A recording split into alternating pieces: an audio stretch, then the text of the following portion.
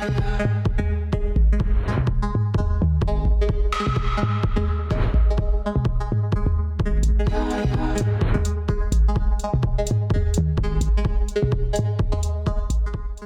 ordering the demolition of Supertech's 40-story twin towers in Noida, the Supreme Court noted in its ruling that there was collusion between the Noida Authority and the builder.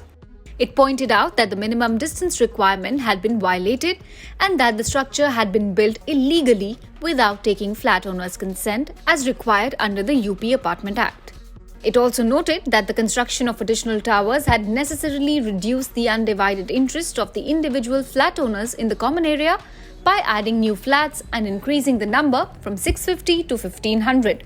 The Apex Court noted that by constructing the two towers without complying with the building regulations, fire safety norms had also been violated.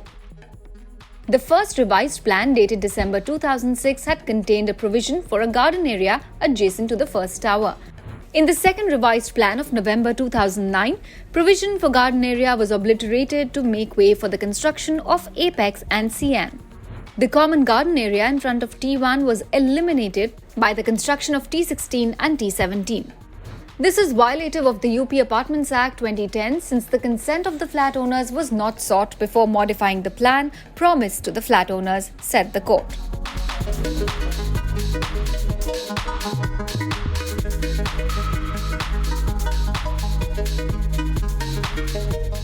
The order further stated that the consent of the individual flat owners of the original 15 towers was a necessary requirement under the UP Apartments Act 2010 and UP 1975 Act before T16 and T17 could have been constructed.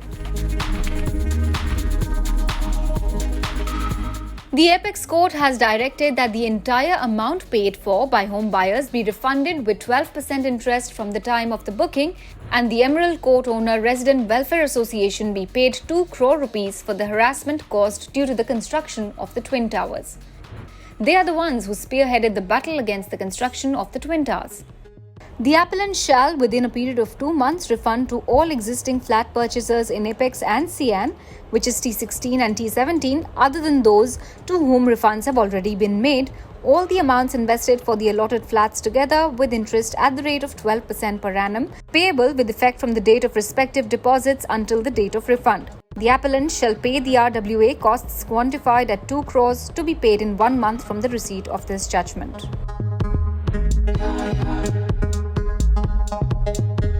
Legal experts say that the judgment will ensure that no developer is complacent or can take shortcuts when it comes to complying with construction norms, safety, and environmental standards.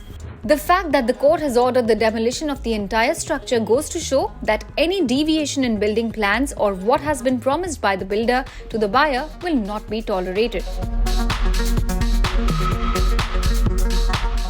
The top court said that recently it had seen rampant unauthorized construction in metropolitan areas in collusion with planning authorities, and it had to be dealt with sternly. The regulation of the entire process is needed to ensure that the construction which will have a severe negative environmental impact are not sanctioned. Hence, illegal construction has to be dealt with strictly to ensure compliance with the rule of law, said the Supreme Court order.